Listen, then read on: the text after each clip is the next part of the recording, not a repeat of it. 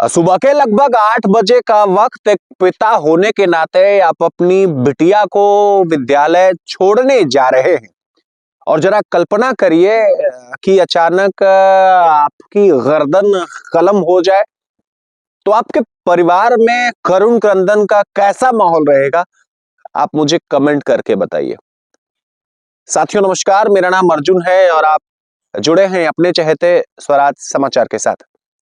आज आपके साथ स्वराज समाचार की टीम एक ऐसी कहानी साझा करने वाली है जिस कहानी में रुदन है, जिस कहानी में सिसकियां हैं। कल सुबह के लगभग 8 बजे का वक्त था और ये वक्त किसी एक परिवार के लिए अंतिम वक्त बन चुका था। एक शख्स जिनका नाम संदीप त्रिपाठी है, वो सुबह 8:30 बजे के आसपास अपनी बच्ची मन्नत, जिसकी उम्र 6 साल है, वो कक्षा 2 की छात्रा है, उसे सेंट पैट्रिक स्कूल बाइक से छोड़ने जाते हैं। वो छोड़ करके बिटिया को विद्यालय से घर वापस आ रहे थे कि जैसे ही शास्त्री पुल, जिसे हम नए पुल के नाम से जानते हैं, वहां पहुंचते हैं कि पहले से चीनी मांझे का इस्तेमाल करके पतंग उड़ा रहे कुछ लड़कों के उसी मांझे से उनकी गर्दन फंस जाती है और निकलते निकलते उनकी गर्दन पर गहरी चोट आ जाती है। जैसे तैसे उन्हें वहां से नजदीकी जिला चिकित्सालय भिजवाया जाता है, जहां उनकी हृदय विदारक मौत हो जाती है। संदीप त्रिपाठी की मौत के बाद उनके परिवार में रुदन का माहौल है। चारों तरफ चित्कार है, चारों तरफ सिर्फ और सिर्फ हर कोई यही जानना चाहता कि इसके चित्कार के पीछे आखिर कौन लोग शामिल हैं। ऐसी न जाने कितनी घटनाएं हमारे आसपास प्रायः होती रहती हैं। संदीप की पत्नी संदीप के घर अंबेडकर नगर जनपद में किसी काम से गई थी। आज से लगभग 6 साल पहले संदीप की शादी हुई थी। संदीप त्रिपाठी के एक और भाई हैं जो सरकारी विद्यालय में सहायक अध्यापक हैं। परिवार को इस बात का अंदाजा नहीं था कि उमरपुर के रहने वाले संदीप त्रिपाठी आज अंतिम बार अपनी बिटिया को छोड़ने सेंट पैट्रिक स्कूल जा रहे हैं। बड़ा सवाल ये उठता है कि चाइनीज मंझे से एक संदीप त्रिपाठी की मौत हुई, तो इससे पीछे का कोई डाटा आपके पास है क्या?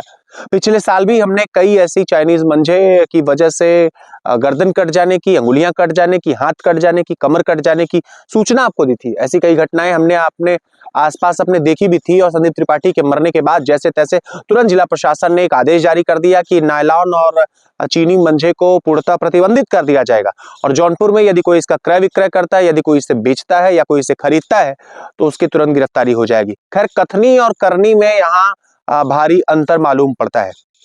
ऐसे न जाने कितने आदेश जिलाधिकारी महोदय पूर्व के वर्षों में भी दे चुके हैं, लेकिन जो दुकानदार हैं, जो ऐसे चाइनीज मंझों को स्टोर करते हैं, उन पर कोई कार्रवाई यथोचित हो नहीं पाती। कल जिलाधिकारी के आदेश के बाद अलग अलग तहसीलों में ये उपक्रम शुरू कर दिया गया कि आखिर कौन चाइनीज मांझे का क्रय विक्रय करता है, लेकिन उन तमाम दुकानदारों को इस आदेश से संभलने की जरूरत है और यह समझने की आवश्यकता है कि आखिर चाइनीज मांझे का हम क्रय विक्रय क्यों न करें। सामान्य तौर पर एक पत्रकार होने के नाते मैं अगर अपने आप को संदीप त्रिपाठी की जगह रख करके पाता हूं या आप अपने आप को संदीप त्रिपाठी की जगह रख करके पाते हैं, तो फिर आपको ये सोचना चाहिए, आपको जरा ये विचार करना चाहिए कि आखिर संदीप त्रिपाठी की मौत कैसे हुई है। ये मौत सुनियोजित तरीके से एक साजिश मालूम पड़ती है।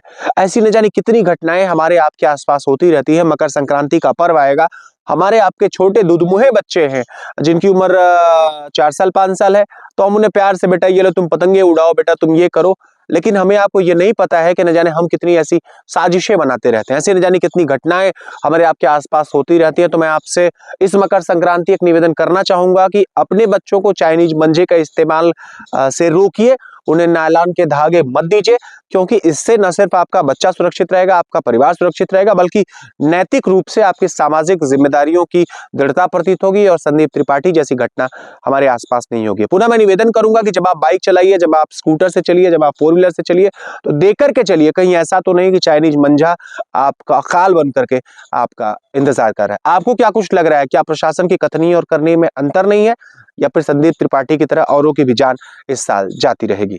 नमस्कार।